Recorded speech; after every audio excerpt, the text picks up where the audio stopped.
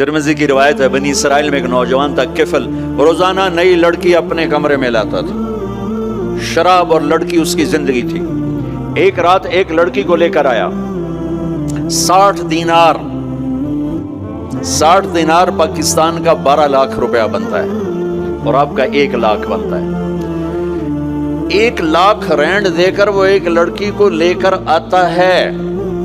جب کمرہ بند کیا تو دیکھا وہ لڑکی رو رہی تھی، تو کفل کہتا ہے میں زبردستی تو نہیں لے کر آیا، ڈیل کر کے لایا ہوں۔ تو وہ روتے بولی کفل طوائف نہیں ہوں، غریب، مجھے غربت نے عزت بیچنے تک پہنچا دیا ہے۔ میں کہا کرتا ہوں جب مالدار لوگ زکوٰۃ نہیں دیتے تو غریبوں کی بیٹیاں طوائف بن جاتی۔ جب مالدار لوگ اپنے جنت بنا دنیا کو جنت بناتے ہیں اور غریبوں کو بھول جاتے ہیں تو غریبوں کی بیٹیوں کی عزتیں یوں نیلام ہوتی ہیں۔ وہ ساری زندگی کے لیے طوائف کا داغ اپنے ماتھے پہ لیتی ہیں اور زندگی بھر عزت کا ایک لمحہ نہیں گزار سکتی۔ اور طوائفوں سے کھیلنے والے وہ ویسے ہی مسٹر رہتے ہیں، وہ ویسے ہی ہز ہائنس رہتے ہیں، ویسے یور آنر رہتے ہیں۔ ایک بچی کی عزت برباد ہو گئی اور اس خبیث کی عزت ویسے کے ویسے ہے۔ اس لیے تو میرے اللہ نے قیامت کا دن رکھا ہے، اس لیے تو میرے اللہ نے قیامت کا دن رکھا ہے۔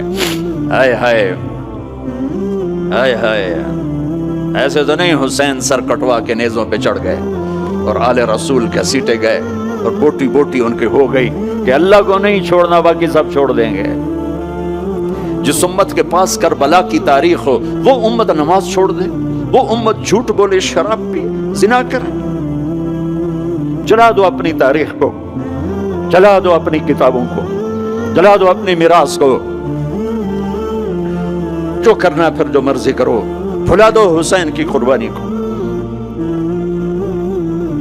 یہ کوئی زندگی ہے جو ہم گزار رہے ہیں؟ وہ عورت رونے لگی، وہ لڑکی رونے لگی، کفل عزت دار ہوں، مجھے غربت نے طوائف بنا دیا ہے۔ تو کفل رو پڑا اور کہنے لگا میری بہن جس عزت سے آئی تھی چلی جا، جو پیسے دیے ہیں جا اپنی غربت مٹا، ہدیہ 60 دینار 1 لاکھ رینڈ بنتا ہے، جا اپنی غربت مٹا اور میرے لیے دعا کر، میں بہت گندا انسان ہوں، میں تیری آنسوؤں کو دیکھ کر میں بھی توبہ کرتا ہوں۔ وہ لڑکی گھر پہنچی، پیچھے کفل مر گیا، اس کو نہیں پتا موت آئی کھڑی ہے سر پہ، وہ مر گیا۔ اللہ آخرت سے پردہ نہیں اٹھایا اللہ نے۔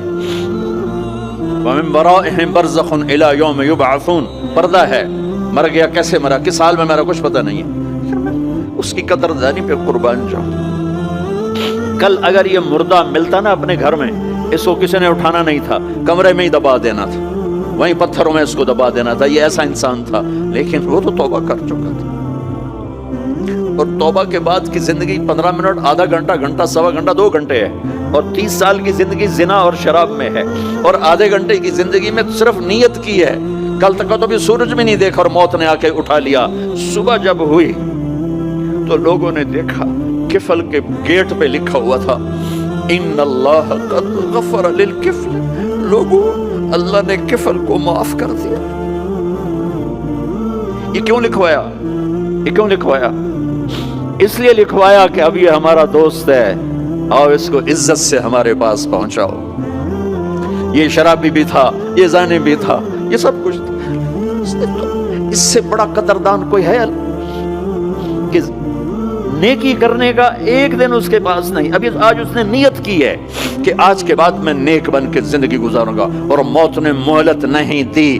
خالی نیت پر میرے اللہ نے کیا کر دیا، اتنا بڑا مین گیٹ پہ نورانی سطر سے لکھا ہوا تھا ان اللہ قد غفر للکفل، اللہ نے کفل کو معاف کر لیا۔ یعنی جاؤ اس کو عزت کے ساتھ لے کر آؤ اور میرے دربار میں پہنچاؤ، یہ اللہ ہے۔ میرے عزیزو، اللہ کے واسطے اپنے اللہ سے دوستی کر لو، اپنے اللہ کو اپنا بنا لو۔